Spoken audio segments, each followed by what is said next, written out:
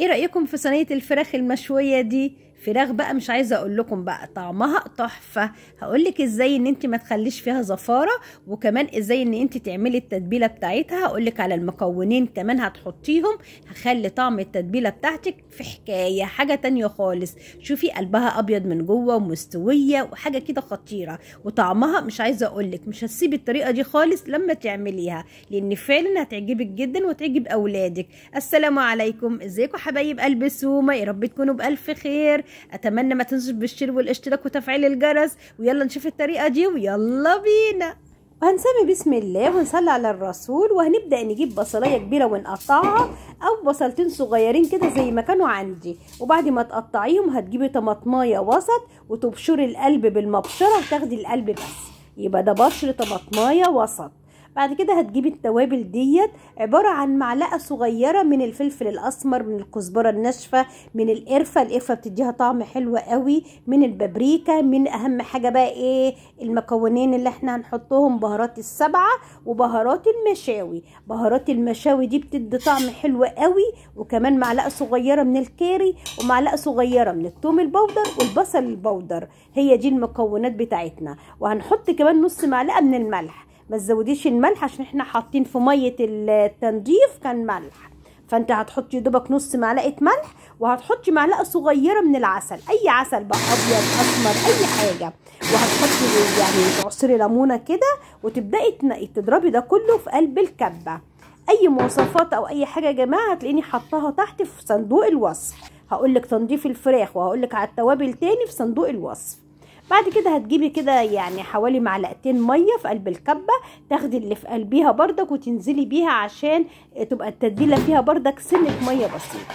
بعد كده هتنزلي بقى 3 معالق كبار من الزيت، بس يفضل يكون زيت نضيف عشان تبقى طعم الفراخ حلو، ما يبقى الزيت ليه ريحه. بعد كده هتجيبي الفراخ بتاعتك وتبداي ان انت تقطعيها كده وتحطيها، يعني تاخدي كده من الدبوس تشرحي كده وتقطعي بردك من فوق.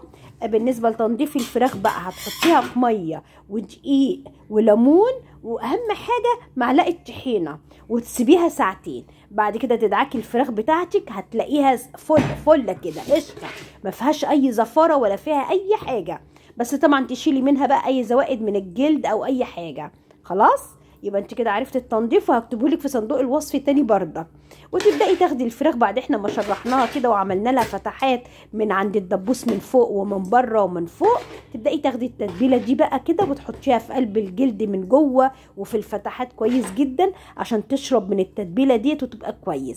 طبعا يفضل التتبيله ديت يعني نعملها من بالليل ونشتغل فيها تاني يوم، او اقل حاجه تسيبيها 6 ساعات عشان تبقى معاكي حلوه كده وكويسه، وتبقى شاربه من التتبيله وتبقى طريه معاكي. بعد كده انا ما سبتها يعني حوالي 6 ساعات، يعني انا كنت مستعجله، بدات ان انا احطها في الفرن بتاعي.